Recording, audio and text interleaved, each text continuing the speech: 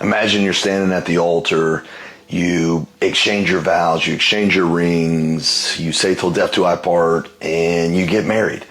Then everything is just always perfect and it just works out great and there's never a fight. And then you wake up because that is a fairy tale. You know, this weekend I was able to officiate a wedding for my niece. First time ever. It's not something that I take lightly. She asked me to do it, so I was willing to do it. But one of the things that I absolutely had to include in this is a reality check in an edifying way.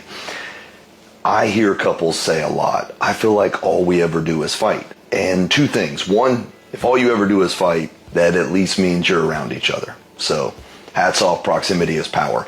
Number two is that fighting is normal. There's no way that you are going to take two different people, form a couple, and then you're just magically going to get along with everything. And the analogy actually used in this is that somebody would not see a person that is fit and simply assume happenstance. It would just happen to be fit.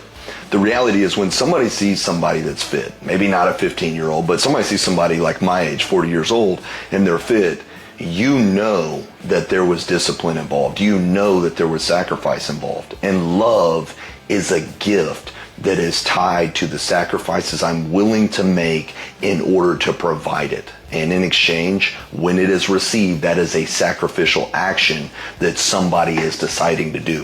When you see a couple that not just loves each other, because a lot of people love, but you see a couple that likes each other after extended parts of marriage, you can bet your ass that that came on the back of them carving out the worst of each other to reveal this statue of David underneath. When Michelangelo was asked, how is it that you saw the statue of David when you were building it? He said, I could see the angel beneath, and I simply had to remove what was not. And the same thing is true for a fantastic marriage.